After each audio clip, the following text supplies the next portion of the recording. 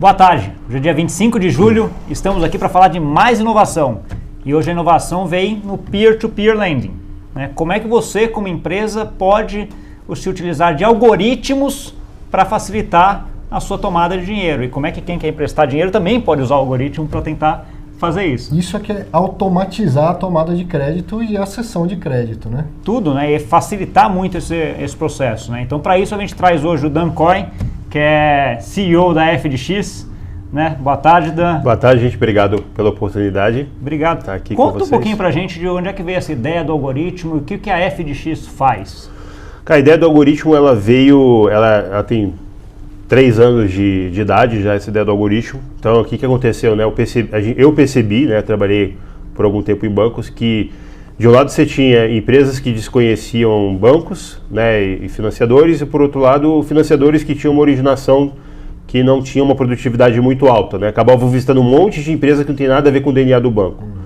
Então, a ideia de fazer um algoritmo de matching foi exatamente essa, né? Como eu fazer com que a empresa tenha acesso ao maior número possível de financiadores e como garantir para o financiador que tudo que vier da FDX é o que ele quer ver. E aí aumenta a produtividade da área de originação. Tá. Então a ideia do algoritmo foi essa. E aí você teve que fazer um estudo dos dois lados, né? Saber entender a cabeça de quem está tomando, como é que é o processo, como é que são as características especiais, e do doador de crédito, do banco ou da empresa que vai dar crédito também, que tipo de crédito ela quer. Exatamente. E é uma evolução constante. Então a gente gosta de falar que a gente começou o algoritmo na versão 0, né? E aí a partir do momento que você vai entendendo o que os bancos e os financiadores querem prestar, você vai melhorando esse algoritmo. Então ele já está na versão 300. A diferença entre a versão 0 e 300 são 300 modificações que a gente fez no algoritmo para que ele pudesse atender todos os bancos que utilizam hoje a plataforma. E quando você fala de algoritmo, é um negócio sistematizado mesmo, não é a pessoa que fica lá atrás e faz o médio, não. É um negócio automatizado, tem um... O intuito é assim, para a gente melhorar a experiência do empresário e para melhorar a experiência do banco tem que ser automático. Então quando a gente fala da FTX, a gente fala que a gente quer democratizar o crédito, ou seja, dar acesso ao maior número de financiadores e digitalizar. Porque a gente percebeu que muito da experiência de quem toma crédito, ela começa a ficar ruim a partir do momento que ela deixa de ser digital. Então, se você digitaliza o processo, ele é muito mais rápido e melhora para os dois lados, tanto para quem toma crédito para quem dá crédito. Agora, em algum ponto há uma certa personalização, porque refinamentos da política de um banco pode ser diferente do outro, é isso? Sim, sim. Então, assim, o algoritmo, a gente começa, quando a gente traz um banco, a gente fala, olha, sobe o seu perfil de crédito aqui dentro da plataforma. E nesse perfil de crédito ele fala da empresa, da garantia que ele quer dar para que ele quer utilizar para dar um crédito, né? E qual o crédito está associado àquela empresa, àquela garantia. Então hoje a gente tem até 550 variáveis que um banco pode utilizar para determinar para qual empresa ele quer emprestar, com quais garantias e quais condições, né? E isso aumenta muito a assertividade. Então se a gente tivesse começado do zero, ia ser uma experiência ruim, porque ia ser muita tentativa e erro. A gente já começa com o perfil de crédito que o banco mesmo sobe, banco financiador, né? Pode ser fundo também, e aí a gente vai refinando esse perfil de crédito na plataforma, e isso é inteligência artificial. A gente no mercado financeiro está acostumado com o perfil de investidor, você criou o perfil do emprestador, é isso? Do emprestador, exatamente, o perfil do emprestador. Tem até 550 variáveis, e hoje a gente está muito feliz com os resultados. Então o algoritmo se chama AIME, né? A gente deu um nome para ele, personificou, se chama AIME, e hoje a AIME consegue, de cada 10 pregões que você tem na FX, 9 recebem proposta, a média são de 3 propostas por pregão. A gente tem pregão que você chega a ter 10 propostas diferentes. Então o nosso intuito, aí a gente está democratizando o crédito, estamos dando mais acesso a crédito para as empresas, mais alternativas, mais opções. Quando você fala de pregão, significa que tem uma espécie de uma concorrência automatizada por quem dá o crédito mais barato. Exatamente. Então o algoritmo, o que ele faz? Ele vai determinar quais são os bancos ou financiadores que poderiam ter interesse no seu crédito. Aí depois tem a segunda fase da plataforma, e aí também é muita tentativa e erro. A gente criou uma série de ferramentas para engajar esses financiadores. Você só fala que deu match e não serve para nada, você tem que engajar. E isso termina num pregão onde esses financiadores que deram match e foram engajados, eles vão lá e colocam uma proposta. Então a empresa vê numa tela só, uma tela que a gente fala de pregão, todas as propostas, ela pode escolher aquela que faz mais sentido para ela. Não necessariamente a taxa mais baixa, mas pode ser o prazo mais longo, ou o maior valor pela garantia que ela quer dar. Então, assim, a gente quer dar o maior número de alternativas possíveis para as empresas. Muito bom. Tá, você já falou que você tem, desde o começo, quase 3 anos. É quase um veterano no mundo de fintech. Exatamente. Hoje em dia, né? Naquela época o nome fintech não estava na moda. Não tinha quase nada. Você tem alguns dados? Quantos matches já fizeram? Qual o volume que fez? Como é que você mede esse sucesso, esse crescimento que você está tendo? Então, assim, o que a gente mede, né? Então, eu vou pegar o ano passado, 2017, né? A gente gerou 600 milhões de reais de propostas. né? Então isso para a gente é um número que é bastante interessante, considerando que a versão atual da plataforma ela subiu há um ano atrás, um ano e pouquinho atrás. Então começou a versão atual da plataforma de 2017, né? Então hoje a gente tem, digamos, mais 5 mil empresas cadastradas na plataforma. Só mês passado foram 600 empresas que se cadastraram, né? A gente tem mais de 200 financiadores. E o importante aqui não é que a gente tem mais de 200 financiadores, eu falo assim, a gente conhece 200. Não, todos eles vieram na plataforma e criaram um ou mais perfis de crédito. Então existe um trabalho envolvido no financiador entrar na plataforma, né? Então a gente conhece esses 200 financiadores. No marketplace é muito importante você ter as duas partes ativas. Então eu não posso ter um financiador na plataforma e ficar 12 meses sem gerar alguma coisa para ele. Eu tenho que ter certeza que esses 200 eles estão ativos, porque senão eles não têm valor. Então esses 200 financiadores na plataforma eles estão ativos e a gente conhece eles super bem porque eles subiram o perfil de crédito dele. Entendi. E aí você falou da digitalização e a gente tinha pensado também na democratização. Isso. Por que e você falou agora há pouco, se não for digital, em algum momento a pessoa para. Então, o que tem por trás disso? É uma questão comportamental? Até o que explica a importância da digitalização? A digitalização, vou dar um exemplo bem bobo, tá? Então, assim, quando o banco hoje tem uma pendência, o financiador tem uma pendência com uma empresa, né, está faltando um documento, ele manda um e-mail. Sim. Aí a empresa tem que responder o e-mail para ele, tem que controlar o que foi respondido, né, o que foi resolvido e o que não foi. Nessa troca de e-mails, que parece uma coisa simples, muitos dias morrem, porque se o officer está fora do escritório, o empresário saiu de férias, acabou de acabar aquele... Sim. A gente criou uma ferramenta que automatiza isso, por exemplo. Então, uma vez que o officer sobe, a própria plataforma faz a gestão dessas pendências. Então, digitalizar, o que eu falo assim, ela acelera o processo. Então, ela troca o papel, né, pelo digital, e ela deixa de ser um relacionamento que a empresa tem com cada banco. Então, se eu tenho um banco, eu mando o documento para você, tem outro banco que tem que mandar. Centraliza tudo em um único lugar e digitaliza os processos. E isso melhora a experiência tanto da empresa e melhora a experiência do banco. Tanto que hoje a gente tem bancos que querem partes da plataforma para eles utilizarem na própria infraestrutura deles. Porque eles entendem que para melhorar a experiência do cliente deles, que no final das contas são as empresas, eles precisam tornar o processo muito mais fluido e muito mais rápido. Sim. Tirar a burocracia. Tirar a burocracia, tirar a ineficiência.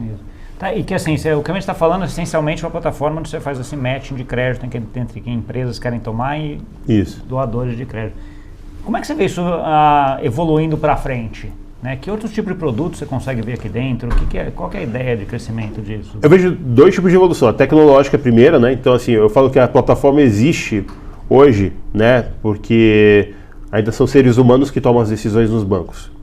A gente está deixando a plataforma pronta e isso já está acontecendo hoje. A gente já tem 2 financiadores em que a própria plataforma coloca as propostas por eles, porque ela já entendeu tão bem o perfil que eles liberaram a plataforma para botar uma proposta de crédito por eles mesmos, uma proposta indicativa. Então, o primeiro ponto que eu acho que é tecnologia, eu vejo cada vez mais as aprovações de crédito serem feitas por algoritmos. Então vai chegar um dia em que a Amy, nosso algoritmo, vai ter contato com o algoritmo de um banco e eles vão tomar a decisão se uma empresa vai ter crédito, qual vai ser o valor daquele crédito e qual a taxa.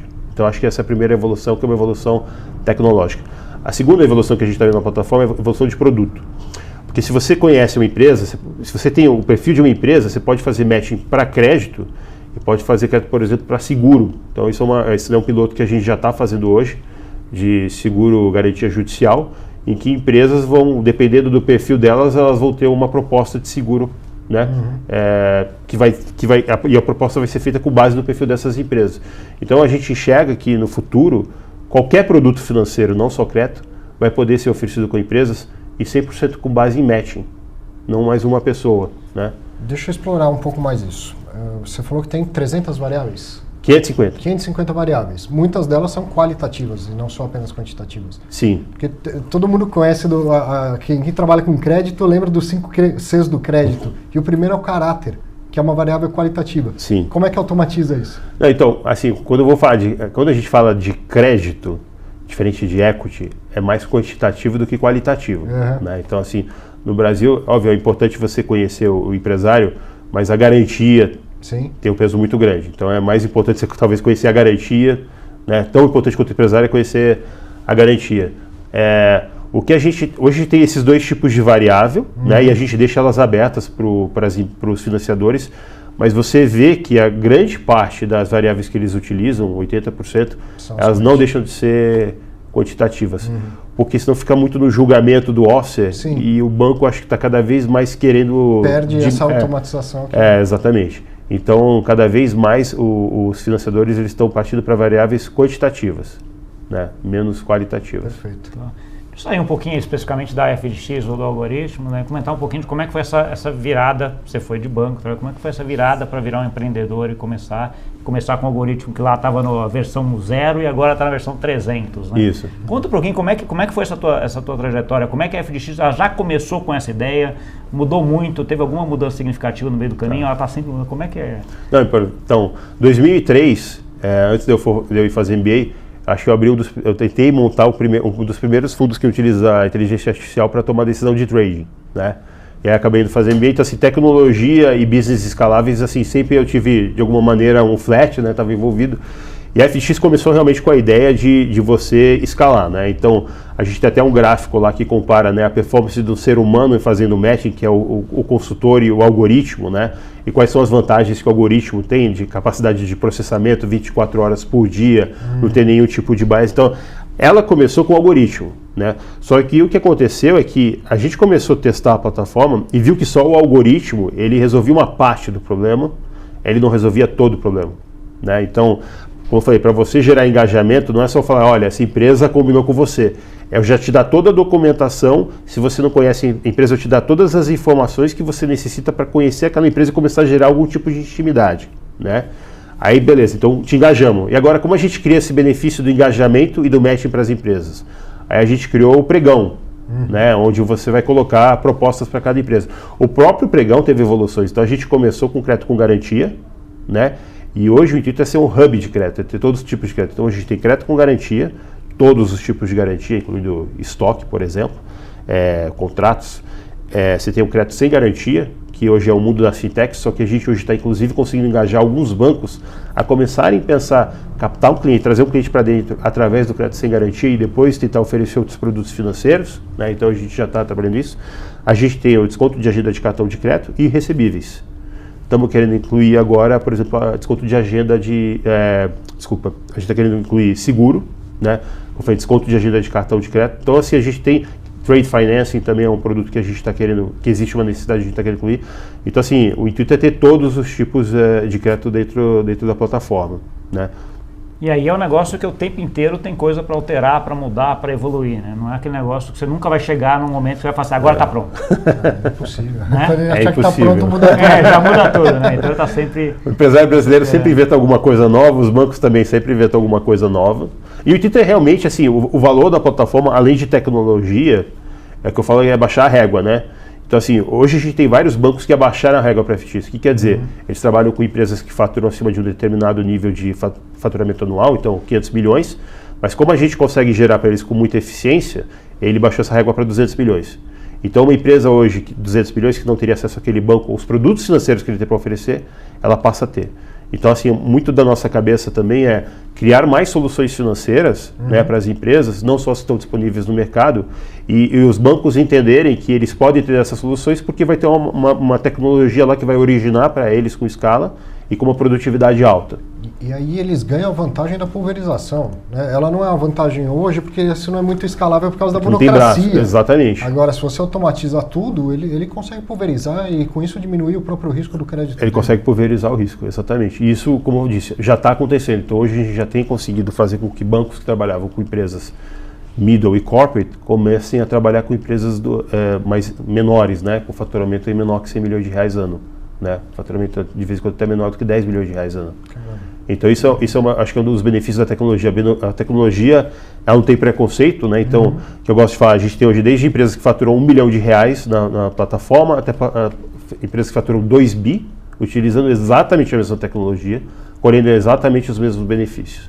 Então, isso é uma tendência que a gente acha que tende a continuar.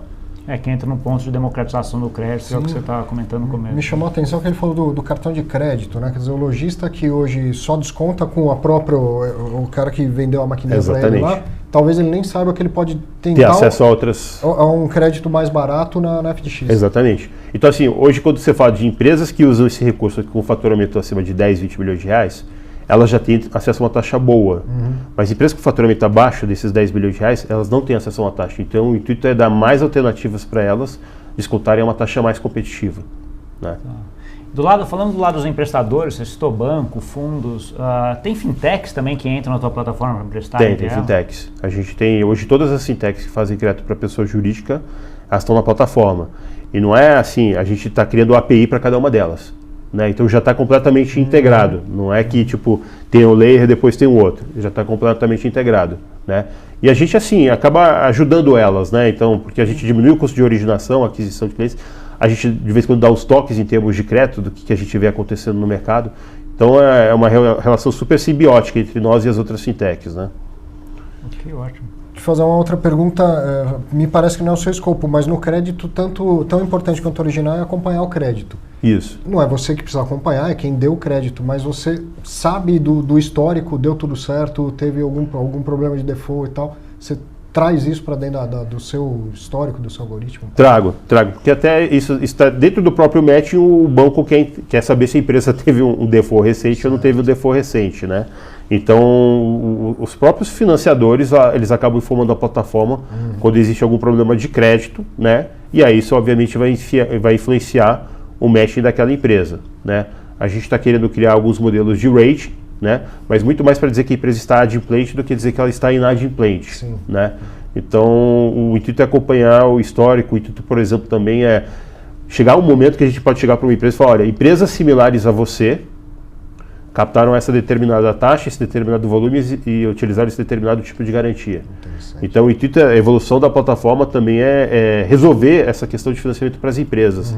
Acompanhar o quanto elas têm de dívida, o que está vencendo, o que está a vencer, e já provocar o próprio algoritmo falar, empresa, você não quer captar agora? Porque tem empresas similares a você que estão captando uma taxa mais baixa do que você captou. Que legal. Então, o intuito é realmente fazer com que a inteligência artificial acabe sendo meio que o banker da empresa, pelo menos na questão dívida, né? Porque acho que na questão equity é uma questão muito mais subjetiva, né? E acho que não dá para transformar isso em algoritmo tão cedo. Só vai avisar para ele que, olha, sua alavancagem está muito alta, talvez seja a hora de pensar no equity aí, né? Pode ser também. Um pouco, Pode ser também. Mas, pessoal, esse negócio, quando você está falando de algoritmo de match entre empresas, é um negócio que pode também não ser só local, né? A ideia do FDX hoje é o mercado local brasileiro, etc. Mas você já pensou em alguma coisa fazer? Porque isso aí poderia ser um negócio para acoplar em qualquer sistema financeiro de algum outro país. É uma coisa que já chegou. É que sim, a gente acha que o mercado brasileiro ele é muito grande. Ele é grande o suficiente, né? para você. E você vê aqui o empresário brasileiro sofre demais, né? Então, a gente vê de vez em quando cadastros na plataforma que acontece às 3, 4 da manhã. Então, eu fico imaginando um empresário que está lá cadastrando uma empresa às 3, 4 da manhã, ele não está numa situação muito confortável, né? Então, assim, a gente já andou estudando outros mercados, né?